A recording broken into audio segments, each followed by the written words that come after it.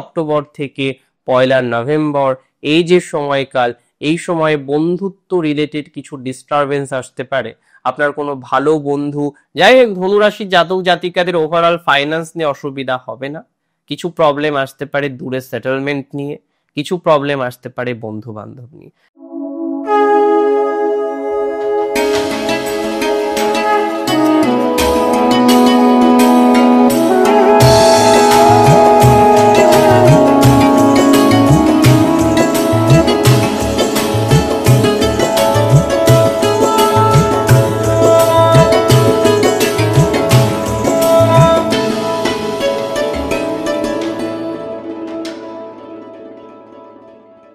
নমস্কার, জয়শ্রী গণেশ, আপনাদের প্রত্যেককে জানাই স্বাগতম।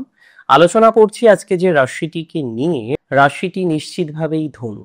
আজকে আমাদের আলোচনা হচ্ছে ধনু রাশির জাতক জাতিকাদের নিয়ে।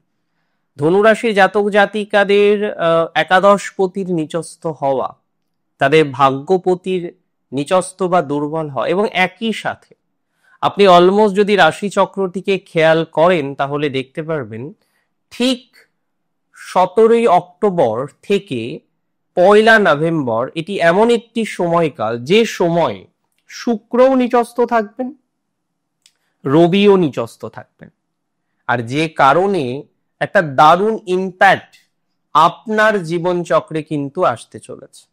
মেনি অফ ইউ আমাকে প্রশ্ন করতে পারেন যে দাদা কি কি ধরনের ইম্প্যাক্টের এক্সপেকটেশন রাখছেন। দেখুন, প্রথমে বলি পজিটিভ জিনিসগুলোর এক্সপেকটেশন রাখতে হয়। যে বিষয়গুলো সাময়িক দুর্যোগপূর্ণ, সাময়িক জটিলতাপূর্ণ, সেই জিনিসের আমরা কেউ এক্সপেকটেশন রাখি না, সেই জিনিসটাকে ভালো করার এক্সপেকটেশন আমরা রাখি। আজকে ধনু রাশির জাতক জাতিকাদের যখন একাদশপতি নিচস্থ হবেন এবং একাদশপতি দশমে থাকবেন, দশমপতি একাদশ থাকবেন, এখানে একটা পরিবর্তন যোগও আছে, আমি বলে দিই। যদিও পরিবর্তন যোগের প্রভাবটা আমরা 23 তারিখ পর্যন্ত পাবো অক্টোবরের, তারপরে কিছু টাইম রয়েছে যে সময়ে কিন্তু আমরা লক্ষ্য করতে পারবো একটা সাময়িক নেগেটিভিটি কিন্তু আসবে, যেটি আপনার বন্ধু বান্ধব রিলেটেড প্রবলেমকে রিপ্রেজেন্ট করতে পারে। দেখুন, সব বন্ধু কি আদতেও বন্ধু হয়? যাদেরকে আমরা বন্ধু হিসেবে চিনি, যাদেরকে আমরা বন্ধু হিসেবে জানি, যাদেরকে আমরা বন্ধু হিসেবে মানি, তারা প্রত্যেকেই কি সত্যি বন্ধুত্বের জায়গাটাকে কন্টিনিউ করতে পারে? তারা প্রত্যেকেই কি সত্যি বন্ধুত্বের মর্যাদাটা দিতে পারে? বহু ধনুরাশির জাতক জাতিকারা আছেন যারা বন্ধুত্বের কারণে কষ্ট পেয়েছেন, বন্ধুত্বের কারণে জটিলতা জীবনচক্রে এসেছে, বন্ধুত্বের কারণে কোনো না কোনো ঝামেলার মধ্যে অনেকে রয়েছে। আমি আপনাকে দায়িত্ব নিয়ে বলছি, বন্ধুত্বের ক্ষেত্রে ইমপ্রুভমেন্ট 1 নভেম্বরের পরে পাবেন। তার আগে পুরোপুরি বন্ধুত্বের দিক থেকে পজিটিভ ভাইবস পাওয়ার সম্ভাবনাটা নেই বললেই চলে। তার আগে পুরোপুরি বন্ধুত্বের দিক থেকে ডেভেলপমেন্ট হওয়ার সম্ভাবনাটা নেই বললেই চলে। যদিও মাথায় রাখতে হবে 17 অক্টোবর থেকে 1 নভেম্বর, এই যে সময়কাল, এই সময়ে বন্ধুত্ব রিলেটেড কিছু ডিস্টারবেন্স আসতে পারে। আপনার কোনো ভালো বন্ধু সে আপনার বিরুদ্ধে কিছু শত্রুতা তৈরি করার চেষ্টা করতে পারে, আপনার কোনো ভালো বন্ধু আপনাকে কোনো রকম ক্ষতি করার চেষ্টা করতে পারে, আপনার কোনো ভালো বন্ধু আপনাকে বিপদে ফেলার চেষ্টা করতে পারে। টু বি ভেরি অনেস্ট, কারণ এখানে বন্ধুত্ব রিলেটেড একটা ধাক্কা ধনু পেতে চলেছে, যে কারণে আমি প্রথম থেকে আপনাদের একটা কথাই বলবো, নিজেকে সেফ রাখুন। নিজেকে যত রকম ভাবে সেফ রাখা যায় তত রকম ভাবে সেফ রাখার চেষ্টা করুন। যদি নিজেকে সেফ রাখতে পারেন, কোনো নেগেটিভিটি আলটিমেটলি নেগেটিভ হবে না। নিজেকে সেফ রাখুন, নিজের পরিকল্পনা, নিজের আগামী দিনের পথ চলা, এই সমস্ত বিষয় নিজের মধ্যে সীমাবদ্ধ রাখুন। দরকার নেই সকলের সাথে শেয়ার করার, কারণ সকলের সাথে শেয়ার করে আপনার প্রবলেম তো সলভ হবে না। সকলের সাথে শেয়ার করলেই কি আপনার সমস্ত প্রবলেম সলভ হয়ে যাবে? না, সেটা হবে না। তাই সকলের সাথে শেয়ার করার দরকার নেই, কিছু কিছু বিষয় সিক্রেট রাখতে হয়। আমি দেখেছি ধনুরাশির জাতক জাতিকারা তাদের ভালো জিনিসগুলো যখনই অপরের কাছে শেয়ার করে দেয় তখনই যেন প্রবলেমগুলো চলে আসে।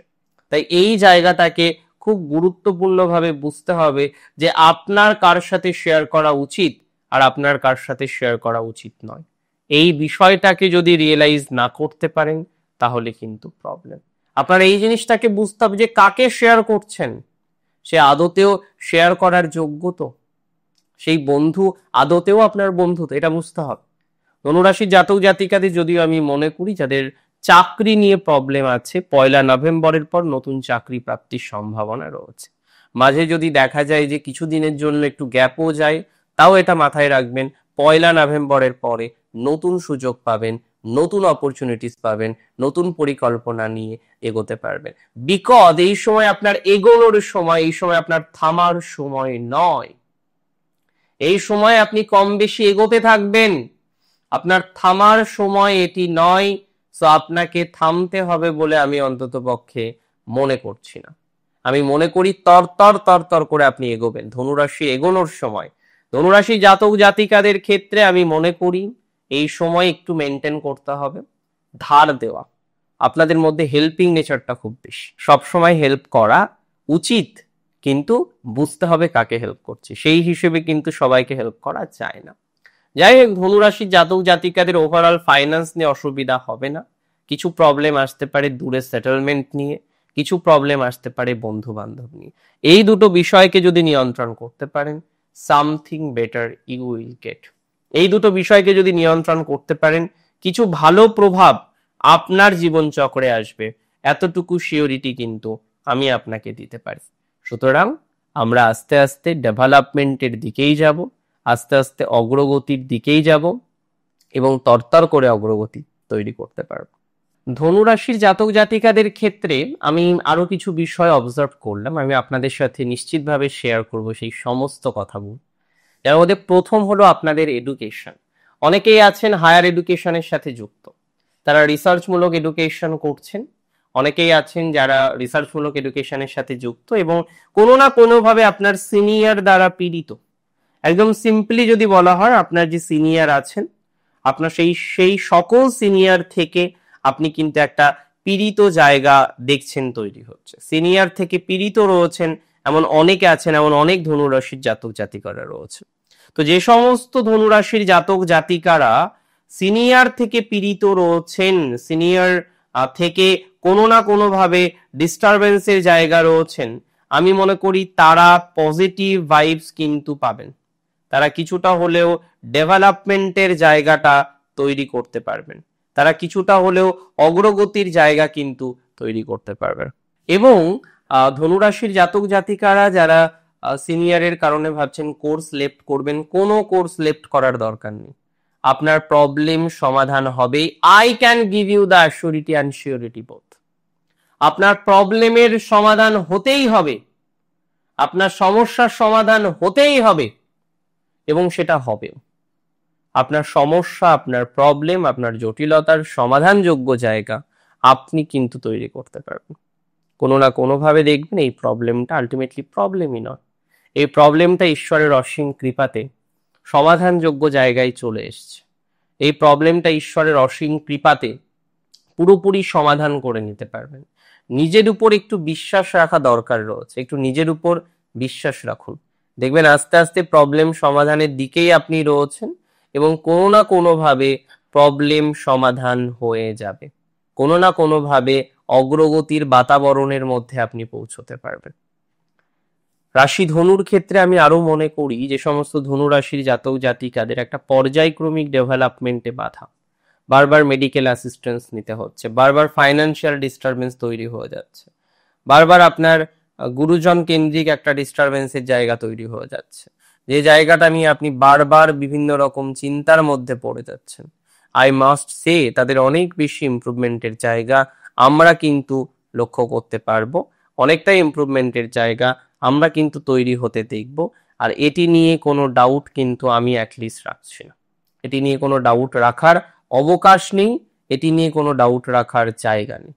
রাশি ধনুর ক্ষেত্রে যে সমস্ত জাতক জাতিকারা বিদেশে আছেন বা এখনো পর্যন্ত বিদেশে যাওয়ার পরিকল্পনা করছেন, তাদের অগ্রগতি বা প্রোগ্রেসের জায়গা কিন্তু আমরা ধীরে ধীরে ধীরে ধীরে দেখতে পারবো। আপনারা বিদেশ যাওয়ার যদি পরিকল্পনা করেন, সেই পরিকল্পনা আপনার কিন্তু বাস্তবায়িত হতে পারে।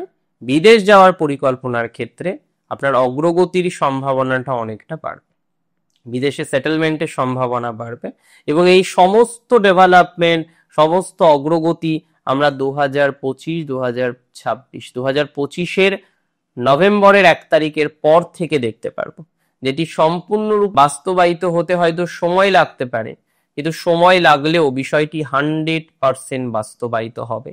সময় লাগলেও বিষয়টি পূর্ণাঙ্গ আপনাকে পজিটিভ রেসপন্স, পজিটিভ বার্তা কিন্তু দেবে।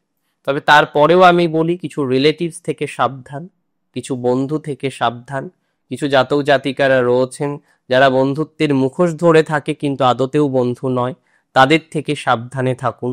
তাদের থেকে সাবধানে থাকার প্রয়োজনীয়তাটা অনেক বেশি মাত্রায় রয়েছে।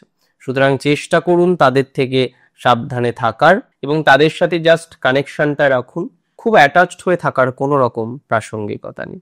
অনেক ভালো থাকুন আপনারা, সুস্থ থাকুন। জয় শ্রী গণেশ।